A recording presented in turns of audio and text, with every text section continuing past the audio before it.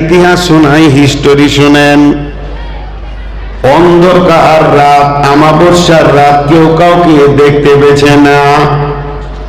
মরুভূমির প্রান্তে সফর চলছে, সাহাবীরা রয়েছেন, নবীজি চলে গেছেন, আবু বকর চলে গেছেন, কয়েকজন সাহাবীকে নিয়ে উনি মরুভূমিতে সফর করছেন।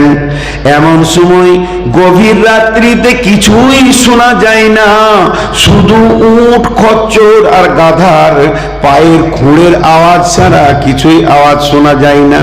এমন সময় হযরত উমর বলে ফেললেন, আমার এই কাফেলাতে, আমার এই দলেতে, আমার এই গ্রুপে যারা আমার সঙ্গে সফর করছো, তোমরা কেউ আছো কি আমাকে এমন একটা কোরআনের আয়াত শোনাবে যে আয়াতে আমার ভিতরে তাকওয়া আসবে, আল্লাহর ভয় আসবে, আমি ভয়ে ভীত সন্ত্রস্ত হয়ে যাব, এই রকম একটা আয়াত আমাকে শোনাও। কে শুনতে চাইছে? আপনি শুনতে চাইছেন না, আমার মতো একটা মূল্যহীন গাধা শুনতে চাইছেন না, আপনি আমি নন। যিনি শুনতে চাইছেন তার ব্যাপারে নবীজি বলেছেন আমার পরে নবী হলে উমর হতো। এই আয়াতটা যখন শুনতে চাইলেন, ওই আঁধারের ভিতরে পেছন দিক থেকে শব্দ আসছে, বিসমিল্লাহির রহমানির রহিম, ফামান ইয়ামাল মিসকালা যাররাতিন খায়রান ইয়ারা ওয়া মান ইয়ামাল মিসকালা যাররাতিন শাররান ইয়ারা। তিনি বলতে চাইলেন, উমর রে, তুমি কান করে শোনো, আল্লাহ সূরা ফুলসিলাতে বলেছে অচিরেই সামনে একটা দিন তত্তর তত্তর তত্তর করে আমাদের সামনে আসছে। যেমন এই জালসার দিনটা তত্তর তত্তর তত্তর করে এগিয়ে চলে এলো, ঠিক ওই রকম একটা দিন আমাদের সামনে আসছে। আর সেই দিনের ব্যাপারে আল্লাহ বলতেন জাররাতিন খায়রান ইয়ারা আর জাররাতিন শাররান ইয়ারা। কেউ যদি জাররা বরাবর অনুপরমাণু বরাবর যদি গুনাহ বা নেকি, ভালো বা খারাপ কাজ করে থাকে, সেই সেটা বহির প্রকাশ হয়ে যাবে। হাজরে তোমার এরকম হাতটা দিলেন আর টুকরে টুকরে কাঁদতে শুরু করলেন, বাচ্চা ছেলের মতো। আল্লাহ, ওই দিনটা কি করে পার করব? আমি আমার জীবনের লাইফ হিস্টোরিটা আমি কেমন করে সেখানে গিয়ে আমি দেখাবো? মাহবুবরে, আমি কি করেছি, কি হয়েছে, এটা আর আমি খুঁজে পাচ্ছি না। এই অবস্থায় তিনি যখন টুকরে কাঁদতে শুরু করলেন আর কান্না করছেন, আর একটা কথা বলছেন, কেউ আছো কি আমার কান্নাটাকে বন্ধ করে দেবে? আমি কাঁদবো না, আমার দিলের সান্ত্বনা দিতে পারবে, তবে তাকে কোরআন থেকেই সান্ত্বনা দিতে হবে, নচেত আমার দিল মানবে না, আমার দিল শান্তি পেছে না।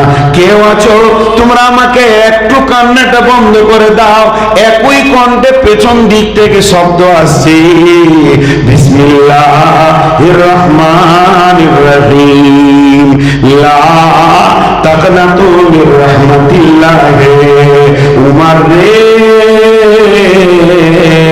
তুমি চিন্তা করো না, আল্লাহ বড় মেহেরবান, নিজেকে হতাশ করো না, আল্লাহর রহমত থেকে নিজেকে বঞ্চিত মনে করিও না, আমার রব বড় মেহেরবান।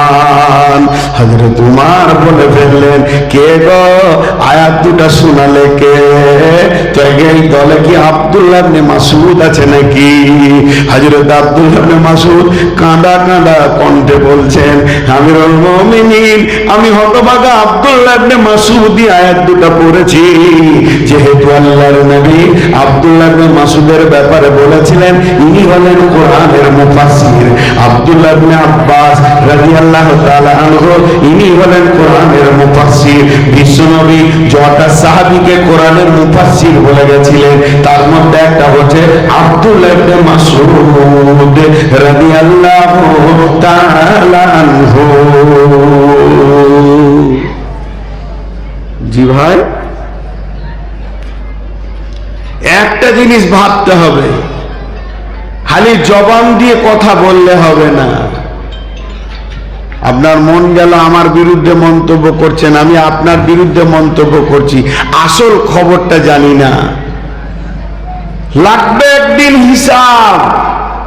কিয়ামত অতি সত্বর আসছে, আমি আপনার বিরুদ্ধে কথা বলছি, আপনি আমার বিরুদ্ধে কথা বলছেন, সামনে সামনে যদি কেউ কথা বলে অপমান করে আর পেছনেও যদি অপমান করে, আল্লাহ বলছে কাল্লা লা ইউবাদান্না ফিল হুতামা, তোর জন্য হুতামা জাহান্নাম আছে, তুই রেডি থাক, তুই রেডি থাক, তোর জন্য হুতামা জাহান্নাম আছে। তো ভয়, আল্লাহর ভয় যদি না আসে, আমি তাকওয়া পরেজগারি অবলম্বন করতে পারবো না। আর একটা হিস্টোরি শোনাই, আর একটা ইতিহাস শুনেন ওই হযরত উমারের। তিনি একদিন ভরা মজলিসে বলছেন, এই ঘটনাটা তাফসীর ইবনে কাসির এনেছে, আমি যে আয়াতটা পড়েছি, বিসমিল্লাহির রহমানির রহিম, যালিকাল কিতাবু লা রাইবা ফীহি হুদাল লিল মুত্তাকিন, এই কিতাবের মধ্যে কোনো সন্দেহ নাই, কিতাবটা হলো মুত্তাকিদের জন্য হেদায়াত, খোদা ভীরুদের জন্য হেদায়াত, আল্লাহ ভীরুদের জন্য হেদায়াত। এই আয়াতটা তাফসীর করতে গিয়ে একটি ঘটনা এনেছেন। হযরত উমর বলছেন, কে আছো আল্লাহর ভয় সম্পর্কে তোমরা রাসূলের কাছে শুনেছো, আমাকে কিছু শোনাও। এই মজলিসে আমি বলছি, হাজি এতগুলো লোক আছেন, আল্লাহর ভয় সম্পর্কে কেউ কিছু জানেন?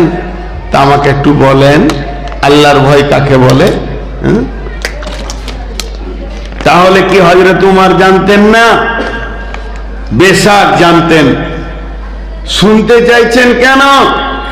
আমি যে কথাগুলো বলছি, ইনি জানেন না, উনি জানেন না, ওনারা জানেন না, আপনারা জানেন না, নতুন বলছি, কোরআন নতুন নাজিল হচ্ছে। কিন্তু কোরআন এমন একটা জিনিস, যত শুনবেন তত হৃদয় পরিষ্কার হবে। আলা বিযিকরিল্লাহি তাতমাইন্নুল কুলুব, দিলের প্রশান্তি বাড়বে। আপনারা তো আমার থেকে বেশি পণ্ডিত, জি জানেন আপনারা।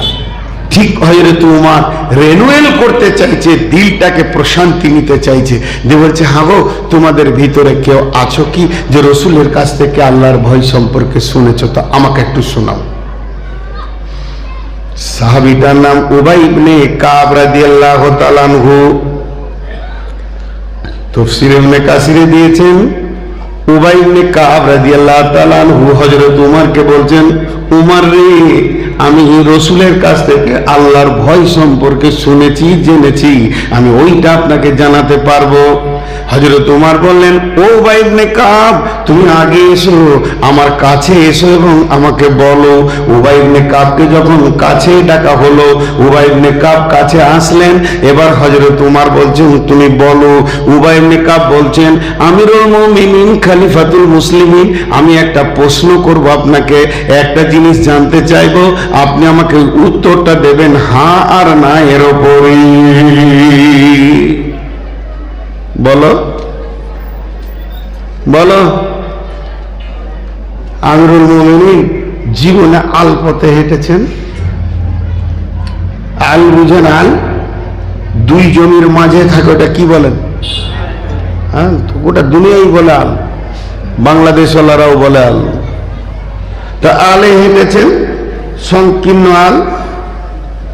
তো হ্যাঁ, হেঁটেছি।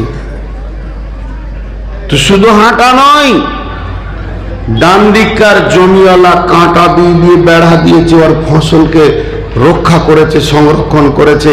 আর বাম দিককার জমিওয়ালা কাঁটা দিয়ে বেড়া দিয়েছে, ওর ফসলকে সংরক্ষণ করেছে।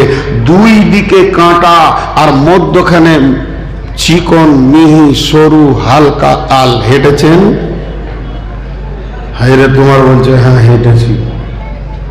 উবাই ইবনে কাব বলছে, আপনি কেমন করে হেঁটেছিলেন, একবার দেখাতে পারবেন? তো হযরত উমর মুখ দিয়ে বলছেন আর হালকা দেখাচ্ছেন। কি বলছেন?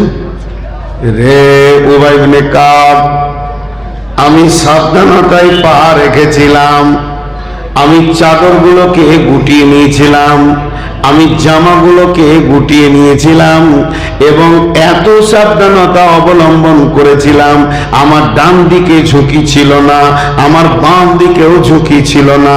ডান দিকে ঝুঁকি দিলে কাঁটা লাগবে, সুতা ছিঁড়ে যাবে, আমার রক্ত বের হয়ে যাবে, চামড়া কেটে যাবে। তেমনি বাঁ দিকেও যদি ঝুঁকি দিই, আমার চাদরের সুতা ছিঁড়ে যাবে, কেটে যাবে, আমার শরীরও কেটে যাবে।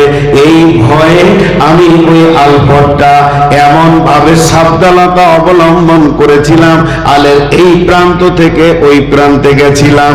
হযরত ওমর যখনই বললেন এই প্রান্ত থেকে ওই প্রান্তে গেছিলাম, হযরত উবাই ইবনে কাব বলছেন বাস বাস বাস বাস, যথেষ্ট হয়ে গেছে, আর বলতে হবে না। এটা কি আল্লাহর ভয় বলা হয়?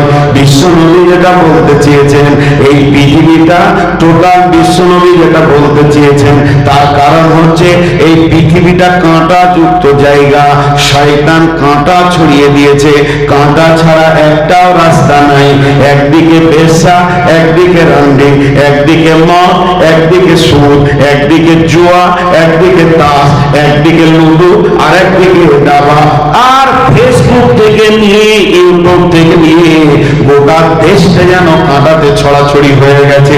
যার ভিতরে আল্লাহর ভয় আছে, ও যেমন নিজের কাপড়টাকে বাঁচিয়েছে, ওই রকম নিজেকে গুহা থেকে বাঁচিয়ে বাঁচিয়ে বাঁচিয়ে বাঁচিয়ে সে কবর পর্যন্ত পৌঁছাবে। তার গায়ে গুনার আঁচল লাগবে না, গুনাহের দাগ পড়বে না। সে নিজেকে এত কষ্ট করে করে করে করে চলবে। মুমিনের জন্য দুনিয়াটা হলো কাঁটা যুক্ত জায়গা, মুত্তাকির জন্য দুনিয়াটা হলো কাঁটা যুক্ত জায়গা। ও ওইভাবে কবরে পৌঁছাবে। এটারই নাম হচ্ছে আল্লাহর ভয়। জি, ভয়ের আর কি ব্যাখ্যা দিব? অনেক কথা হয়ে গেল। আয়াতের দিকে এবার ফিরে যাই। আপনারা একটু ধৈর্য ধরেন, একটু ধৈর্য।